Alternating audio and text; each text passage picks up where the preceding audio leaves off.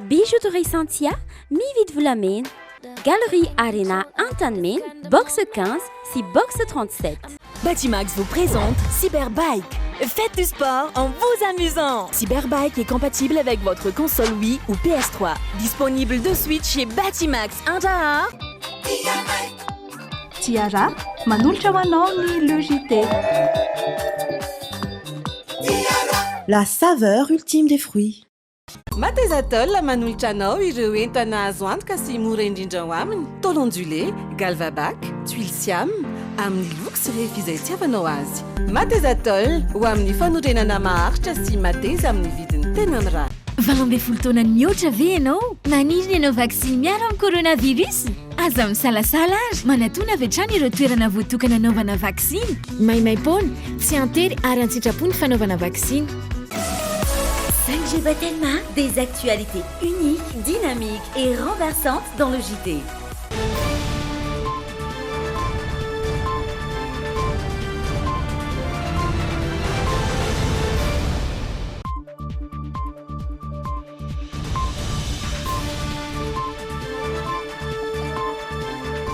Takarivan'ny alarobia fahatelopolo ny volana martsa taona 2024. Tonga soa indray tompoko lasy tompoko vavy ato anatin'ny fampahalalam-baovao ny Logitech, ampitiavana ihany koa no hanasananao anaraka ny fampahalalam-baovao hatramin'ny farany ireo lohatenim-baovao ary. Mitombo isa ireo miantso ny amahana ny olana mampitangana ny vidim-piainana ilaina amin'ny andavanandro. Androany ny fionana voalohany teo amin'ny filan-kevitry ny tanàna n'Antananarivo renivohitra taorian'ny voan'ny resaka findramam-bola 2.0 miliara ariary tao amin'ny CNAPS. Ho an'ny vavaon'ny faritra kosa nahitana ilana tongotr'olona notsindrin'ny vato teny amin'ny borne Mahajanga Omaly. Ho an'ny vavao avy any ivelany indray, miverina mienjandroa indray ny tady eo amin'ny RDC sy Rwanda. Ambam-baovao isan'ny arahinao ato anatin'ny Logitech ireo no tany isaina ireo fa andao hidirantsika avy hatrany ary ny fizarana voalohany any à la une.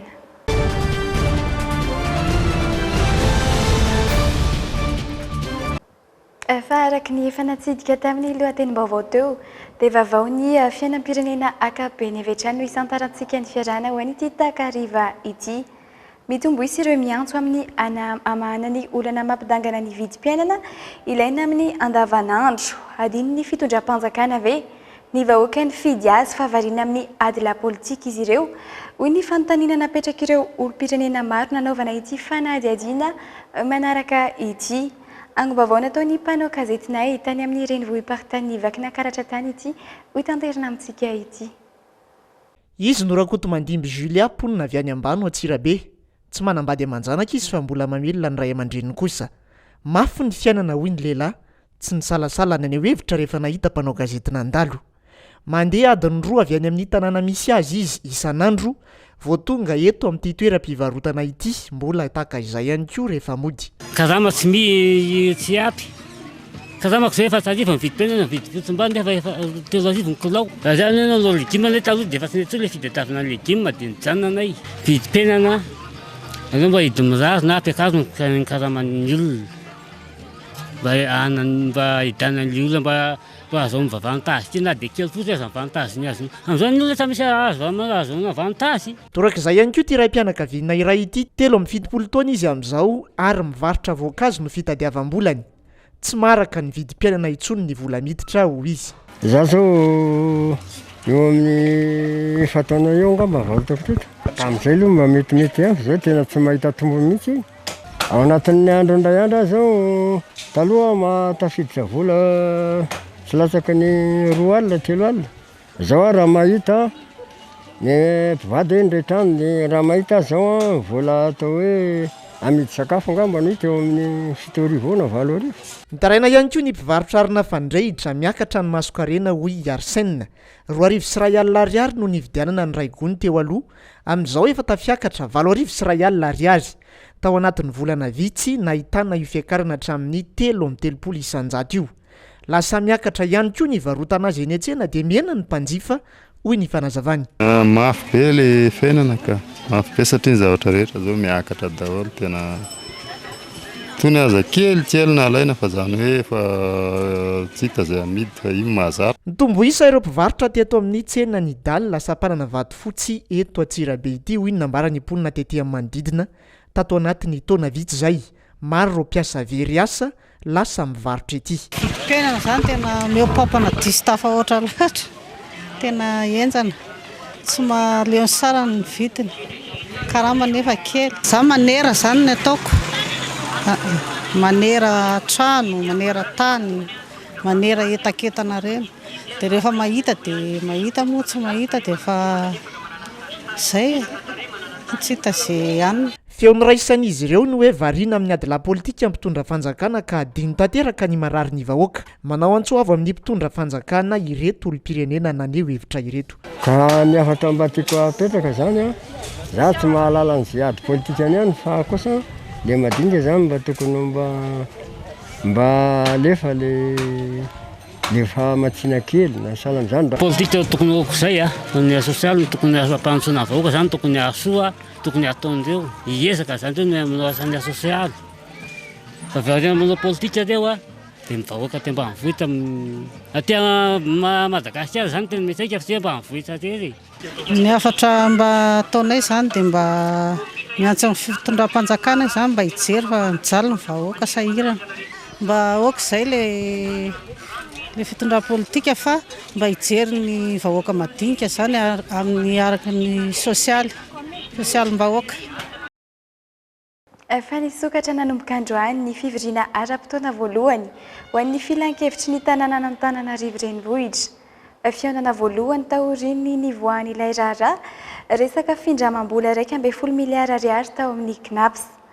Nanazava ny ben'ny tanàna Andray Nandriatsitohaina fa any SMGD ilay vola nindramina fa tsy any komina Antananarivo. Nanamarika ny fivoriana androany ihany koa hoe niveriny indray ny fifandonan-kevitra eo amin'ny mpanolontsaina TIM sy ny IRK. Andeha atrantsika ny angom-baovao mahakasika izay.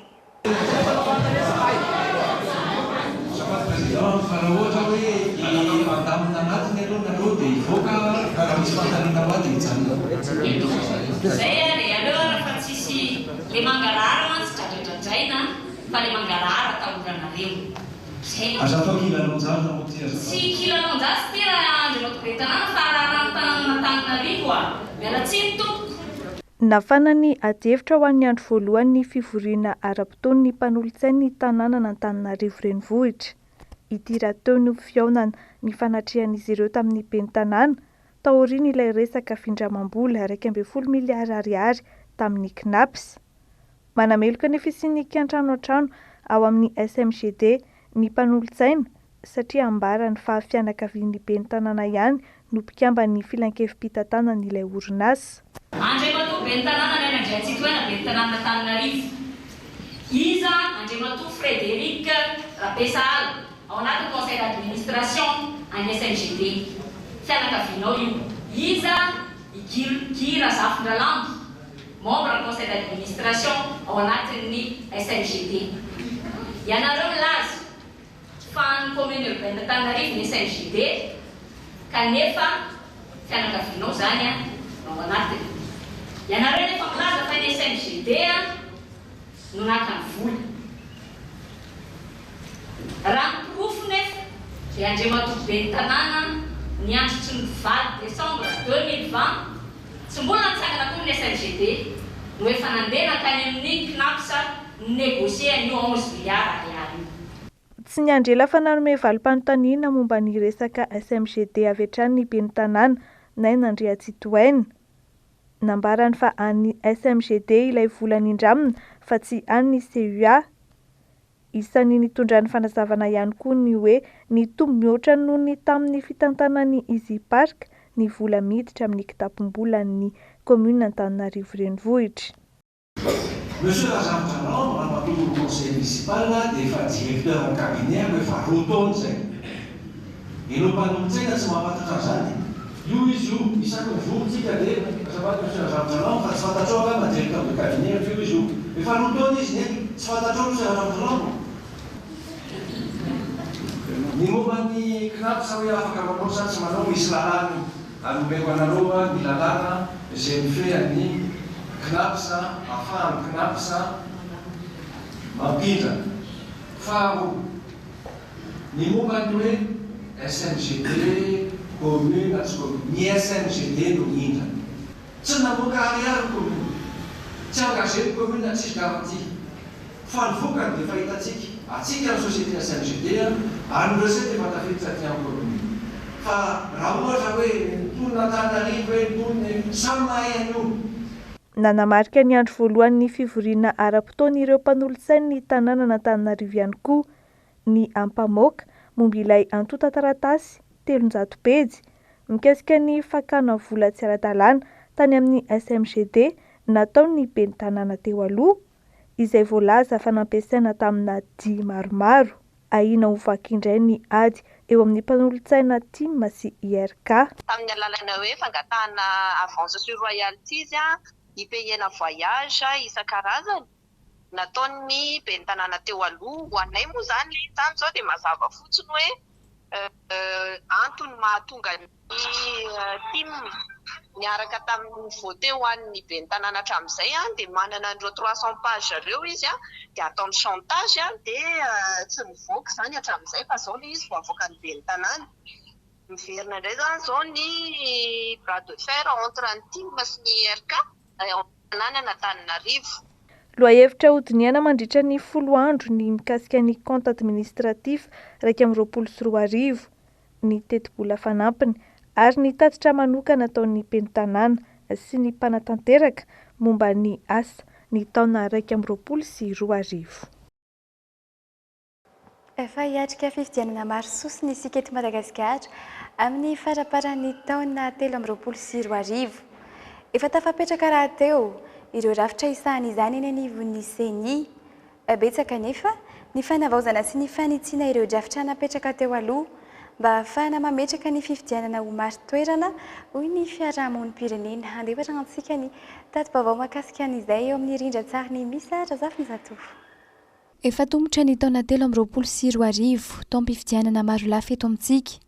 Ny laza fa vonina hiara iantsehatra amin'ny vaomeram-pirenena mahaleo tena amsahana ny fifidianana miaraka amin'ireo mpikambana vaovao ao aminy eo anivon'ny fiarahamonim-pirenena mba hisian'ny fifidianana mangarara raha ny nambaran'izy ireo androany. Vonina ny ara-asa amin'ny vaomeram-pirenena mahaleo tena mikarakara fifidianana mba hisian'ny fifidianana madio mangarara ara-demokratika mba hisian'ny fitoniana ara-politika eto amin'ny firenena. Noho izany dia vonina izay ary manolo tena ny atsehatra amin'ny asa rehetra ahafahana mahazo izany fifidianana madio sy mangarara izany. Raha ho avy ny fanovana manontolo ny lisy fifidianana na ny refonte totale de la liste électorale dia vonina izay ny andray-anjara mavitrika amin'ny fanabeazana ny olom-pirenena sy ny fanentanana mba ahazoana lisy fifidianana madio sy eken'ny rehetra.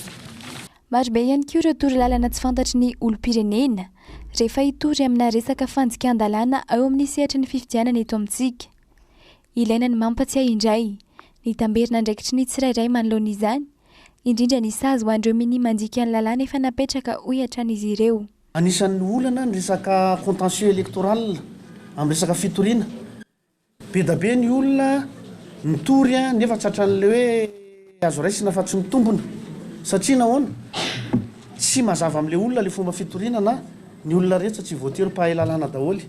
Dikan'izay zany misy allègement de procédure tokony arahana, tokony atao, tokony hojerena mba tsy ilazako hoe anisan'ny manahirana ny olona fitadiavana vavolombelona rehefa metraka fitoriana any ambanivohitra be any dia lasa tsy mitombona zany le fitoriana nefa tena misy lay fandikan-dalàna.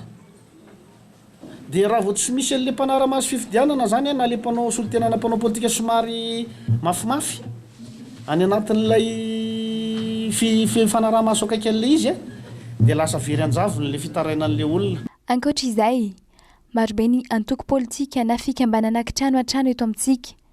Navotra ny mpiara-monim-pirenena fa isan'ny manakorontana ny fifidianana izy ireny. Sosikevitra naroso ny rety farany ny andravana izany mba ho ankasitrahany rehetra ny voka-pifidianana atao eto amintsika. Fa tsy voafehy mihitsy ny vidin'ny entona fandrehitra na dia fampanantenana no indraindraina ho an'ny mpanjifa aza izany teo aloha.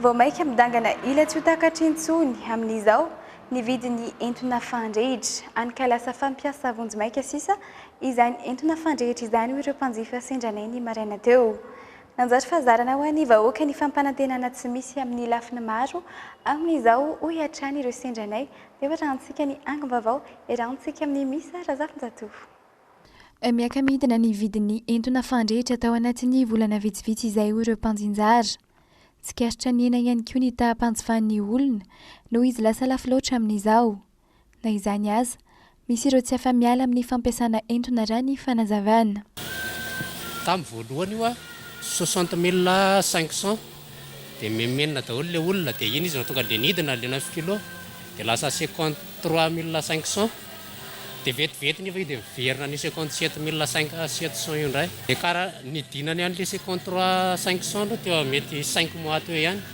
dia miverina niakatra an'ity 57 700 io fa le 12 kilo 84 000 izy taloha dia nidina 74 500 dia teo eo 5 mois teo ihany kokoa dia verina niakatra an'ity 80 300 ity vo 2 mois teo zay mikaikiaiky ireo mpanjifa zaraitraitra sisa no ampiasaina ny entona fandrehitra satria tsy takatra intsony izany raha tena ho ampiasaina amin'ny andavanandro misy amin'ireo mpampiasa entona ihany koa aza no nisafidy ny hiverina amin'ny arina loha satria tsy takatra intsony ny vidin'ny entona arina izay anisany antony lehibe manimba ny tontolo iainana ho an'ny Madagasikara nangataka ny mba hifehezana ny vidin'ny entona ho takatry ny fahefa-mividin'ny rehetra moa ireo mpanjifa vidin'ny gaz ianao zao mba antsoavo any zay any tena mba maro koa ny madinika zany mba te hampiasa gaz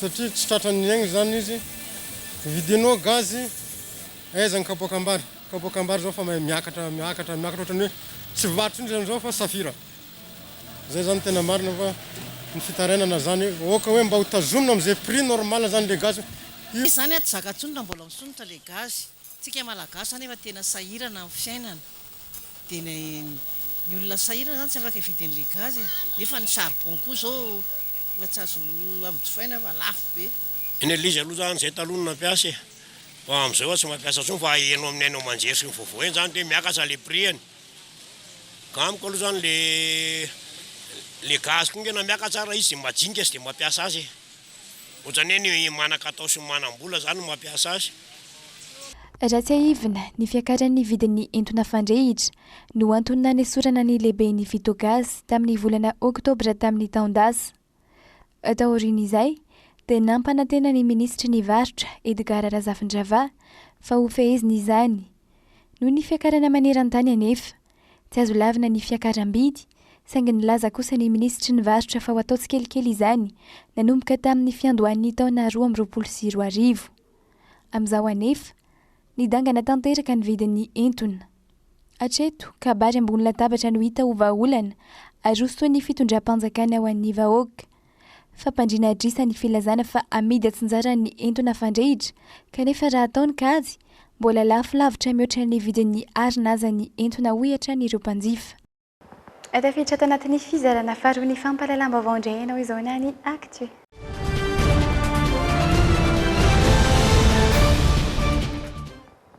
fa tsy mbola hita taratra eny an-tsena ny fidinan'ireo vidin'entana fampiasa amin'ny andavanandro raha ny fanamariana nataon'ireo mpanjifa ny afindray milaza fa ny fanondrotana karama no vahaolana ahafahana misoroka ny fidangan'ny vidim-piainana izay mamono ny tantsaha eto amintsika kosa ny fanafarana PPN ho ireo olom-pirenena sasany ka sosikevitra arosony ny tokony hijerena manokana ny fambolena sy ny fiompiana atongavana amin'ilay fahavitantena ara-tsakafo eto Madagasikara fanadediana irahantsika amin'ny rojeravaka miarososy dotara jarnjato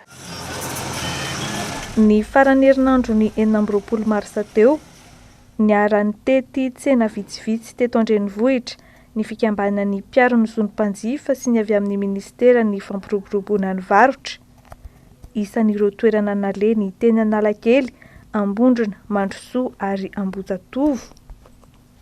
Nandritra izany no nanabeazana ireo mpananjara mikasika ny lalàna amin'ny feno varotra. Fomba fiasa apetraky ny rotontany anatanterahana izay fiarana amin'ny tety tsena izay indroa na intelo isan-kerinandro. Raha ny fanamariana avy amin'ny mpanjifa nefa tsy mbola hita taratra eny an-tsena ny fienan'ny vidin'entana indrindra ireo ilaina andavanandro. Ohatra mbola misy tsy mihetsika ny sasany. Ohatra hoe inona ny tsapanao mbola tsy mihetsika? Ny any amin'ilay menaka, lafarina, siramamy zao mbola may mitombo foana. Fandiniako azy ny karaman'ny vahoaka tsy mitombo fa ny eo ihany ny eo. Nefa ilay vidim-piainana melafo zany donc zany miena ny zavatra eo am-pelantanany. Niditra androany maraina tao amin'ny seranantsambo-ny Tomasina ny sambo mitondra varin-tsinjo rehefa niandry teny amorontsiraka nanomboka ny 15 marsa lasa teo. Araka ny fampitam-baovao ny SPM izay miantoka ny famatsiana ny tsenam-pirenena amin'ny resaka PPN. Misedra fahasahiranana ny tantsaha eto amintsika ka azo lazaina ho mamono azy ireo ny fanafarana PPN avy any ivelany hoy ny olom-pirenena. Ilaina tokoa ve ny manafatra vary noho izany fa mahana ny olana vonjo maika izany raha ny fantatra. Sosikevitra rosin'ny olom-pirenena ary ny jerena manokana ny fambolena sy ny fiompiana ahatongavana amin'ny fahavitany tena ara-tsakafo eto Madagasikara. Men'Andriamanitra tsika ny harena kibony tany izay mbola veriko hatrany nameko ohatra anankiray ny resaka volamena manana potentiel anaty 20 tonnes isa-taona isika malagasy. 20 tonnes zany hoe 20 000 kilo.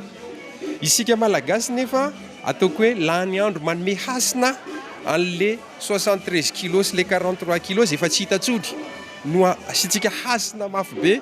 Izany hoe tsisy malagasy miresaka mihitsy hoe mbola misy 19 900 kilo ny ao tokony hotrandrahany dia miverina amin'izay rehefa avy eo ny vola azo avy amin'iny afaka hitintsika mora ho azy amatsiana ny resaka fambolena sy fiompiana.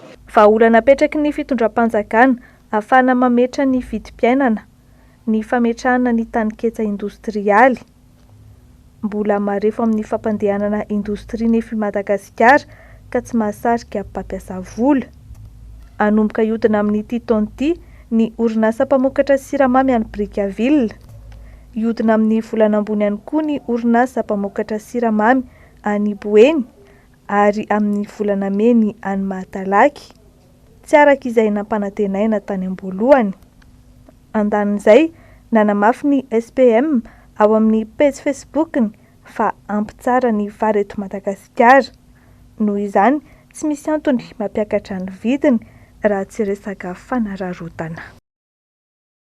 Efa samba no nirosoana teto Madagasikara ny fanombanana ny politika mpanjakana momba ny rano, fanadiovana sy fidiovana.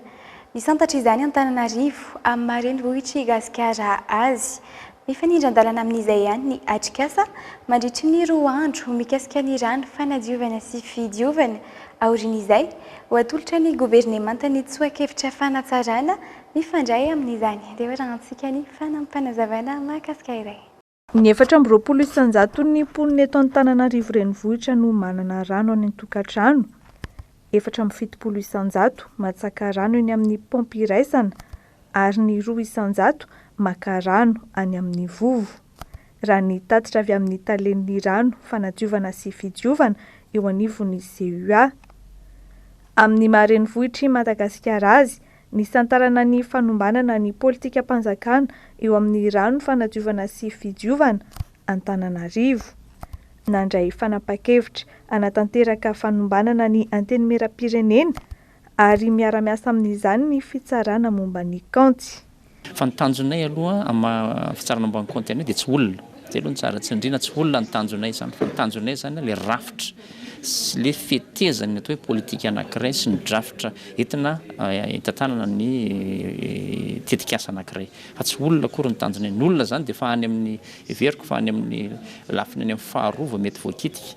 Fa ny anay zany voalohany dia izay teneniko anareo zay ny rafitra aloha sy ny politika izay ampiarina eto amin'ny tany sy ny firenena.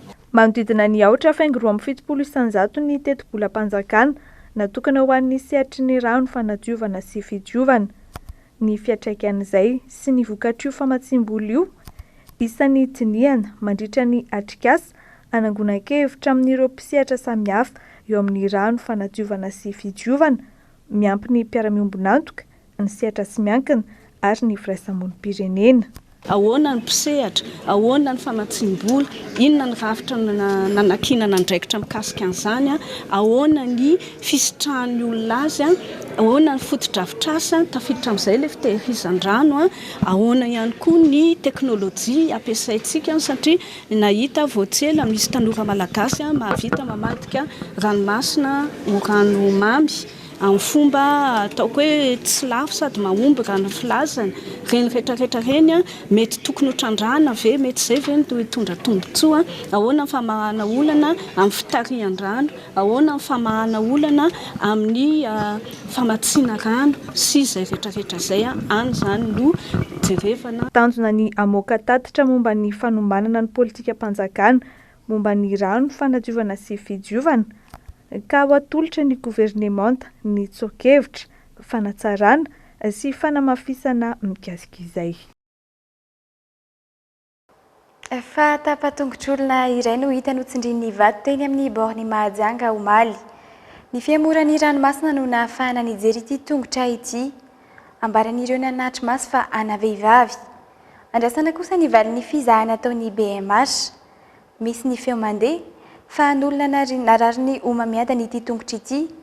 Voatery notapahina ary nariana anaty ranomasina fa fady ny fianakaviana ny mandevina izany. Andrasana kosa ny valin'ny fizahana avy amin'ny BMH. Ya, hitantsika ngambany misy tapana tongotra n'olona anankiray hitantsika eto amin'ny sisiny bôro fasin'ny knapsa. Mbola mandeha ny fizahana amin'izao fotoana antsika miresaka zao fa raha misy zavatra ohatran'ireny dia mba angaviana re niavan'ilay olona izay ho tapahana na tongotra na tanana dia mba hanao an'izany ohatran'ny hoe corps, inona moa fiteny zany, ohatran'ny hoe vatana satria tapana vatana ilay izy dia tokony mba alevina ohatran'ireny mandevina n'ireny maty ireny. Zay zany mba afatrafatra fa tsy hoe ariana na tsipy any an-dranomasina ohatran'izao atao zao dia manainga sy manentana mba tsy hanao ohatr'izao tsony niavin'ny ren'olona izay mitapahana reny.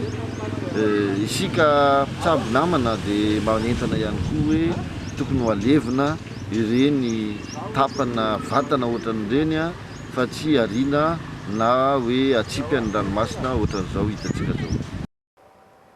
Fa isan'ny lasibatry ny voka-dratsy nateraky ny fandalovan'ny valanaretina Covid-19 ihany koa ireo vehivavy mpandraharaha. Nitondra takaitra mavesatra ireo teny amin'ny sehatra ny fizahan-tany sy ny asa tanana satria maro ireo orinasa voatery nanakatona varavarana. Ny 20 isanjato ny vehivavy mpandraharaha nefa no misehatra amin'ny tsy miankina. Tsy mitsahatra manome sehatra ahafahan'ireo vehivavy mpandraharaha mifanakalo hevitra sy mifanakalo traikefa ny fivondrona be ny vehivavy mpandraharaha sy ireo mpiara-miasa aminy. Nanomboka ny volana Martsa 2024 no makaty ny anitotongana ny toe-karena malagasy, nitaraina avokoa ireo mpian-sehatra rehetra fa indrindra ny avy amin'ny sehatra tsy miankina. Ho an'ireo vehivavy mpandraharaha, maro tamin'izy ireo no tsy tafiarina ka ny afara tamin'ny fanankatonana ny orinasa. Ny sedra betsaka tao anatin'ny Covid-19 io, indrindra fa ny mpandraharaha vehivavy. Ary maro anisa ny orinasa tao anatin'ny fizahatany, tao anatin'ny sehatry ny artisanat. Tena hoe ny sedra tokoa ny resaka Covid io, misy moa tonga tany amin'ny fanankatonana ny orinasa. Ataontsika hoe fa azo atao hoe mivoaka amin'ny resaka Covid-19 ihany tsika izao, tsy mbola mivoaka tanteraka satria mbola entanina foana ny vehivavy sy ny olona rehetra moa zany mba hitandrina amin'ilay resaka aretina kanefa ny fandraharana sy ny ekônômia mitohy foana. Manodidina ny 20 isanjato ny vehivavy mpandraharaha misehatra amin'ny tsy miankina. Ho fanohanana sy fanampiana azy ireo no antopisian'ny Women in Business izay ny fivondronam-ben'ny vehivavy mpandraharaha eto Madagasikara no tombo-kevitra amin'izany. Sehatra ahafahana mifanakalo hevitra ifaneraseran'ireo vehivavy mpandraharaha rehetra satria maro ny sakana tsy hatafidiran'ny vehivavy eo amin'ny sehatry ny fandraharahana mahomby. Mandritran'ity volana avrila sy mety ahafantaran'ny olona hoe ino izany vehivavy mpandraharaha rehetra izany, ny zavatra sedrainy sy ny zavatra ataony.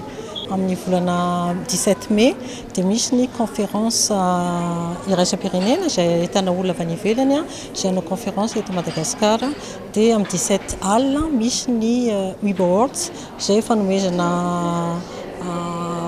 trophée ho an'izay vehivavy mendrika amin'ny ao anatin'ny mpandrarana. Ny fikambanana vehivavy mpandrarà eto Analamanga na ny FEA no misala ny fikarakarana ety andian'ny fahatelo ity. Vehivavy mpandrarà 29 kosa no mivondrona ao amin'ny GFM avy amin'ny faritany enina eto Madagasikara. Fahavaovan'ny Covid-19 kosa indray. Miaina anisan'ny voasokajy mitondra ny valanaretina Covid-19 any États-Unis atao anatin'ny herinandro maromaro izay. Misoritra valanaretina variant BA2 Omicron indray nefa ny antoerana amin'izao. Efa miroso amin'ny fanaovana vaksiny andian'ny faefatra moa ny mponina ho fiarovana amin'izay fianaky ny valanaretina izay. Andeha rahantsika ireo tsara ho fantatra mahakasika izay ary. Une 4e dose de vaccin pour se protéger contre le coronavirus est désormais une option. Tsy nisy ny fiakarany isan'ny olona tratrin'ny Covid nandritry ny herinandro maromaro misesy ao États-Unis. Miamivoatra nefa ny valanaretina ary tafiditra ao an-toerana ny variant vaovao BA2 Omicron. Efa misy ny fanaovana vaksiny andian'ny faefatra Pfizer Moderna taoriana ny fangatana amin'ny fahazonamaka ny mampiasa azy nataon'ny FDA. Ny olona 20 taona tratry ny fahaketrehana mananontany noho ny Covid sy ny 10 taona ny miakatra treto no tena voakasika ny fanaovana ity vaksiny ity. Mitoa ny fanehoan'ny taremarika fa ny faneran'ny ARN messager ihany treto no vahaolana mahomby amin'ny fanoherana ny fifindran'ny valanaretina sy ny fihenan'ny olona nodimandry na dia zava-dehibe amin'ny fahasalamam-bahoaka aza ny fanaovana vaksiny. Midina ny isan'ny olona marary ny Covid raha latsaky ny valonjato ny an'ny olona nodimandry isan'andro. Kely taio raha ampitahana tamin'ny tapaky ny volana aogositra lasa teo. Miakely ihany koa ny isan'ny olona miditra ny hopitaly nandritry ny herinandro maromaro. Tombana ny mpitsabo ho mitovy ny isan'ny olona niditra hopitaly tamin'ny taondasy sy ny amin'izao fotoana raha ny isa 500 mahery. Satra ny aminavina ny mety iverenan'ny fianaka ity valanaretina ity raha ny filazany ao amin'ny Maison Blanche satria mihamahazo vahana any amin'ny firenena hafa ny variant BA2 Omicron. Atahorana ihany anefa ny fiakarana ao anatin'ireo volana manaraka. Ny fanaovana vaksiny ihany no vahaolana mahomby amin'ny fiadinan'ny Covid raha ny filazan'ny mpitsabo any an-toerana. Fandehoany amin'ny faritra eto Masinany kosa indresika amin'ity fampahalalam-baovao manaraka ity. Mpandrarany université miisa 900 ao Tomasina Anotsy nandray karama nandritry ny 13 volana. Nanao hetsika fanairana izy ireo ny alatsinainy lasa teo. Ny toetrany nefa niasa tao anatin'izay herintaona mahery izay. Raha ny fitarainany ireto farany dia efa mandrahoana azy ireo ny banky noho ny trosa tsy maintsy natao noho ny tsy fandraisa karama nandritra izay feptaona izay. Nanao ny angom-baovao Rémy Prudence mitatitra amintsika mahakasika izay kosa Efeno Ajariana sy Kasamboila Mainana. Karama 13 volana no tsy nalohan'ny fanjakana hoy ireto mpandrarany universitény Tomasina ireto. Ny akapeo izy ireo ny lanja sora-baventy ny taraina amin'ny fanjakana mahakasika izany. Miisa 900 izy ireo no mpandrahara tsy naray volo tao anatin'izay herintaona mahery izay. Izay miasa mafy toy ny mpiasa rehetra nefa tsy mahazo karama efa 13 volana. Sahirana mafy ny vady aman-janakay, tsy voalohany io fantrano, ny jirama, ny saram-pianarana sy ny sisa. Iaraha mahita nefa ny fiakaran'ny vidim-piainana ankehitriny. Manoloana ny tsy fandraisan-karama, miantso azy ireo isan'andro ny banky izay nindramam-bola noho ny fahatokisana ny fanjakana izay nanome fifanarahana arak'asa na ahafahana nindram-bola. Tsy misy vola tonga mirotsaka anefa any amin'ny kontin'izy ireo tsirairay tao anatin'izay 13 volana izay. Zay ndraiky makasiky contrat zay zegny kofa nazo contrat CDI io maro aminay zegny ny nagnano prêt bancaire. Ya, ke kofa nazo contrat CDI de nazo certificat administratif avy amin'ny université de afaka nagnano prêt bancaire zay. De amizao zegny le banky magnantso isan'andro hoe hotorinay amin'ny tribunal nareo ko tsy agnefa le vola.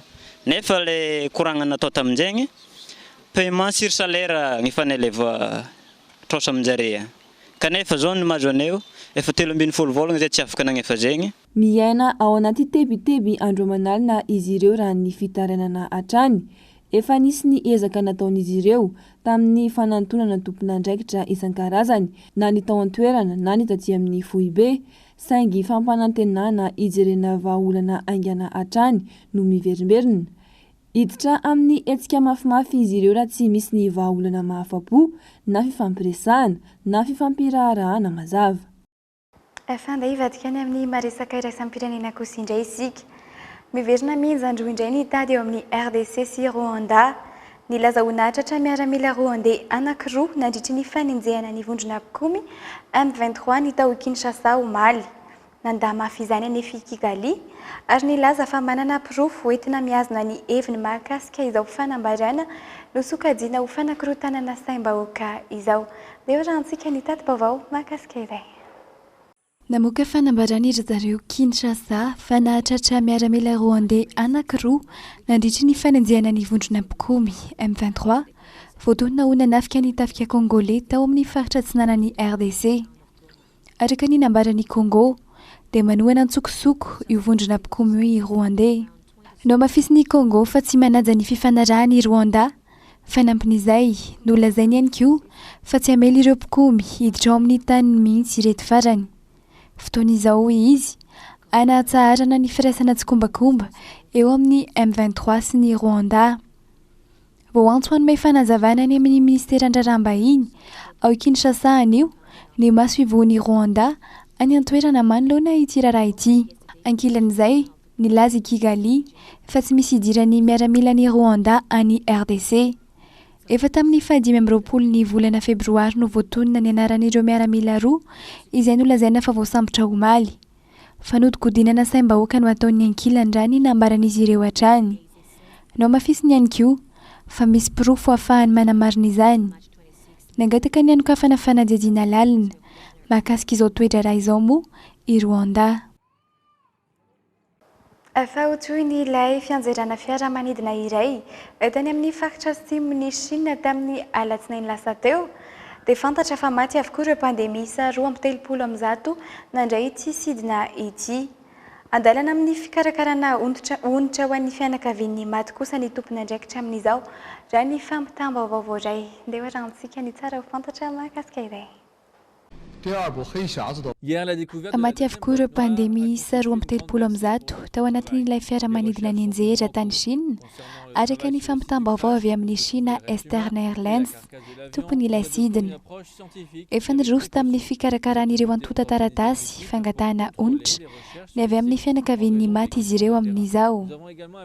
Efa nisy ihany koa ny fanomezam-boninahitra ireo niarambony teo amin'ny toerana ny anjeran'ilay fiaramanidina tamin'ny alahady lasa teo. Ary tamin'ny alatsinainy hariva no nanome voninahitra azy ireo ny filosinoa. Dingana lehibe teo amin'ny fanadihadiana ny fahitana ny boîte noire faharoa an'ilay fiaramanidina omaly raha ny fanazavan'ny Brown ny fandriam-pahalemana anabakabaka ao Chine. Tamin'ny alalan'ny fikarohana siantifika kosa no nahafantarana ny mombamomba ireo razana tsirairay raha ny fanazavana hatrany.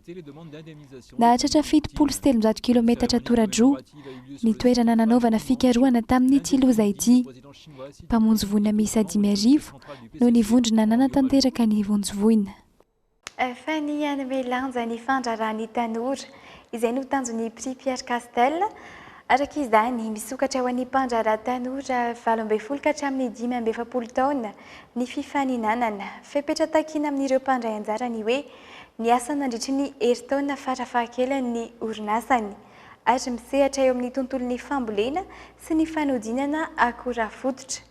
Miisa 9 eo ny mpandraraha hotolorana loka amin'ny tsiandiany fahadimy ho an'ny Prix Pierre Castel ity araka izao fanazavana manaraka ho arantsika izao. Isany dia sont sur terrain ho ataon'ny komite hijerevana ifotony ny asa atao andavanandro zany andreo industriel ireo ary avy eo izy ireo andalo ny audition à l'oral ahafahan'zareo zany manazava directement amin'ilay komite hoe inona ny asany ary inona ny antony mety ho ilaina ny tsy fanampiana avy amin'ny Prix Pierre Castel ity. Ny fahateloka hatramin'ny fahaenina dia ahazo formation sy accompagnement mba ahafahana zany tafiditra anatin'ny professionnalisation bebe kokoa amin'ny asa izay ataony andavanandro.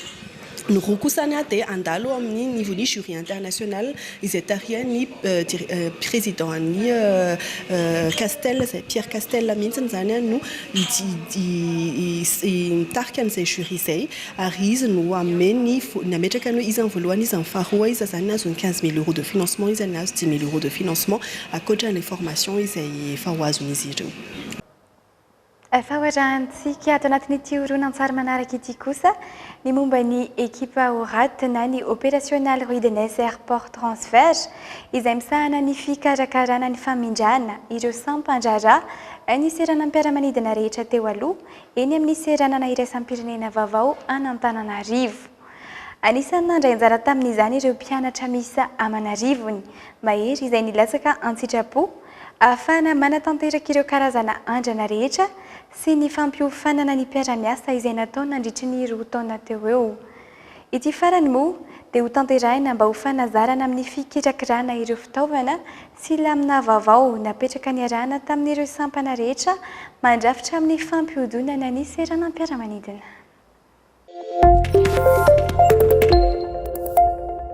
Ny ORAT na Opérationnel Rui de Ness Airport Transfert dia direction anankiray nanomana ny fisokafana ity terminal vaovao ity. Sivy mianadahy izahay no nandrafitra izany.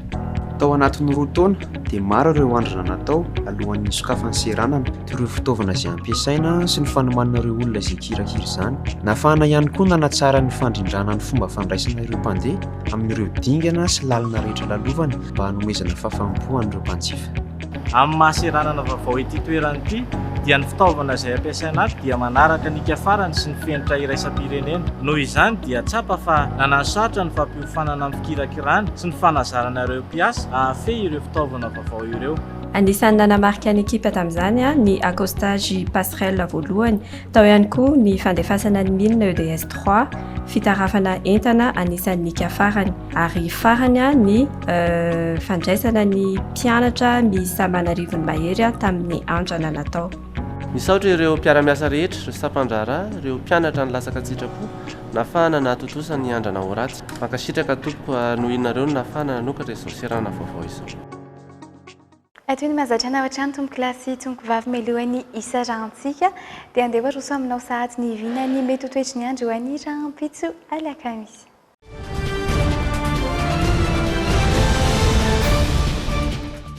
Ho an'ny rahampitso alakamisy isy oram-baratra ho an'ny faritra Diana sy ny faritra Sava 20 degré Celsius hatramin'ny 20 degré Celsius ny maripana.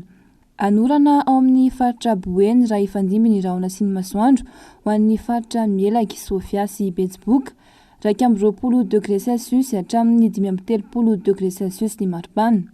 Ho maloka ny andro ho an'ny faritra Alaotra Mangoro raha ho avy ny orana ho an'ny faritra Analanjirofo sy ny faritra Atsinanana 30 degré Celsius hatramin'ny 20 degré Celsius ny maripana. Ho ana Fotany ho maloka ny andro ho an'ny faritra Bongolava sy ny faritra Itasy raha isy ny rotsakorana ho an'ny faritra Analamanga sy Vakinakaratra 30 degré Celsius hatramin'ny 30 degré Celsius ny maripana. Ho maloka kosa ny andro ho an'ny faritra Amoron'Mania sy ny faritra Matsiatra Ambony raha ifandimby ny rahona sy ny masoandro ho an'ny faritra Vadivavy, Fitovonany, Atsimo Atsinanana ary ny faritra Iorombe 15 degré Celsius hatramin'ny 20 degré Celsius ny maripana. Ary farany ho an'ny faritra Menabe, Androy, Atsimo Andrefana ary ny faritra Anosy ifandimby ny rahona sy ny masoandro 13 degré Celsius hatramin'ny 30 degré Celsius ny maripana. Ada izay vinany mety ho toetry ny andro izay tompo kilasy tompoko vavy no nanakatona tanteraka ny fiarahantsika ho an'ity takariva ity. Ankasitrahana feno ianao naharitra niaraka taminay teto hatramin'ny farany manome fotoana ho anao ny rahampitso tahaka izao indray. Veloma tompoka.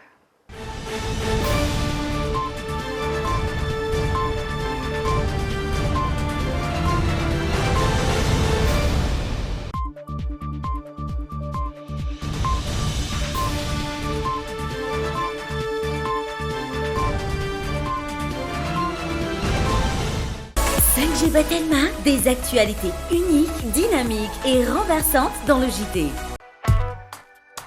Bijouterie Santia, mi-vite vous l'amène. Galerie Arena Antanmen, box 15, si box 37. Matezatol manolotra anao ireo entana azo antoka sy mora indrindra ho aminy. Tôle ondulé, galvabac, tuile siam, amin'ny loko sy rehefa izay itiavanao azy. Matezatol ho amin'ny fanorenana maharitra sy mateza amin'ny vidiny tena mirary. 20 taona mihoatra ve ianao? Maniry ianao vaksiny miaro amin'ny coronavirus? Aza misalasala ary manatona avy hatrany ireo toerana voatokana anaovana vaksiny. Maimaimpona, tsy antery ary an-tsitrapo ny fanaovana vaksiny. Greaves Power, les groupes électrogènes numéro 1 en Inde depuis 1859, dotés de moteurs et alternateurs robustes. Disponible uniquement chez Batimax ou sur le site web www.batimax-mata.com. Tiara nanolotra ho anao teo ny Le JT. La saveur ultime des fruits.